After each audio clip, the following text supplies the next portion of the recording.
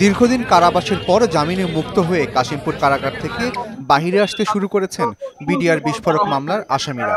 23 জানুয়ারি সকাল 10টার পর থেকে পর্যায়ক্রমে তাদের জামিনে মুক্তি দেওয়া শুরু হয়েছে। বন্দীদের মুক্তির খবরে কারা ফটকে ভিড় করেছেন স্বজনেরা। লম্বা সময় পর প্রিয়জনদের কাছে পেয়ে আবেগে আপ্লুত হয়ে পড়েন তারা। সবকিছু দেখছেন সম্পূর্ণ বিডিআর নির্দোষ। একটা চাইলে ফিরে আজকে 16 বছর জেল কাটলাম। আমার শরীরের অবস্থা সামনে বুঝতে পারবেন স্যার, আমার যে অবস্থা আমার আমাদের পোলাপানের সামনে বলতে চাচ্ছি না।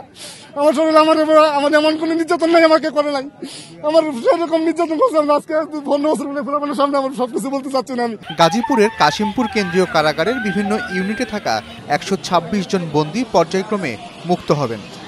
এর মধ্যে কাশিমপুর কেন্দ্রীয় কারাগার পার্ট 1-এ আছেন 24 জন, পার্ট 2-এ 89 জন এবং হাই সিকিউরিটি কারাগারে আছেন 13 জন।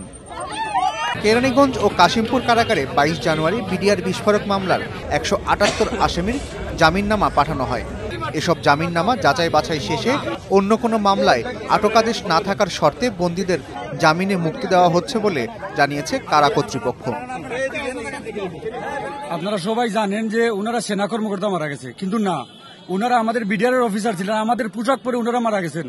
যারা এই চক্রান্ত করে ওনাদেরকে হত্যা করছে, আমাদেরকে এত বছর ধরে জেলে রাখছে, তাদের বিচার আমি চাই। তাদের বিচার যেন এই বাংলাদেশের মাটিতে হয়।